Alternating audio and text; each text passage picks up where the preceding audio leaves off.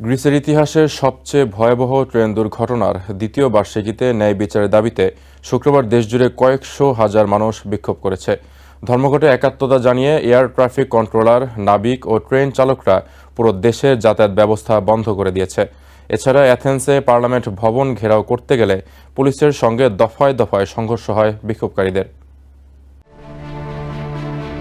গ্রিসের ইতিহাসের সবচেয়ে ভয়াবহ ট্রেন দুর্ঘটনার দ্বিতীয় বার্ষিকীতে ন্যায় বিচারের দাবিতে রাজধানী অ্যাথেন্স সহ গুরুত্বপূর্ণ শহরগুলোতে বিক্ষোভ সমাবেশ করেছে কয়েকশো হাজার মানুষ।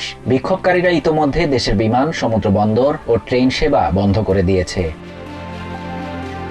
2023 সালের 28 ফেব্রুয়ারি মধ্য গ্রিসের টেম্পি গিরিখাতের কাছে যাত্রীবাহী ট্রেনের সঙ্গে বিপরীত দিক থেকে আসা মালবাহী ট্রেনের সংঘর্ষে 57 জন নিহত হয়। তবে ওই ঘটনার 2 বছর পেরিয়ে গেলেও কোনো সুষ্ঠু তদন্ত বা বিচার কিছুই হয়নি বলে দাবি হতাহতের পরিবারের।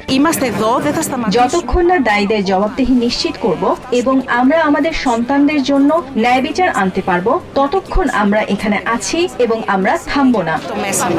বিচারের দাবিতে স্থানীয় সময় শুক্রবার ভোরের দিকে হাজার হাজার মানুষ রাজধানী অ্যাথেন্সের সিনটাগমা স্কোয়ারে জড়ো হয়। সে সময় বিক্ষোভকারীরা পার্লামেন্ট ভবন ঘেরাওর চেষ্টা করলে পুলিশের সঙ্গে ব্যাপক সংঘর্ষ হয়।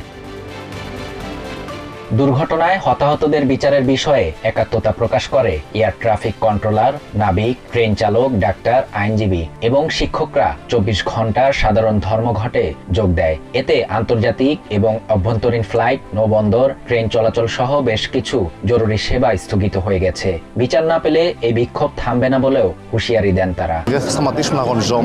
এই অপরাধের জন্য দায়ী প্রত্যেককে সমস্ত রাজনৈতিক এবং অপরাধমূলক শাস্তি নিশ্চিত না করা পর্যন্ত আমরা লড়াই থামাবো না। টেম্পির মতো নতুন অপরাধ সৃষ্টি করতে পারে এমন নীতি বিলুপ্ত না হওয়া পর্যন্ত আমরা কাজ চালিয়ে যাব।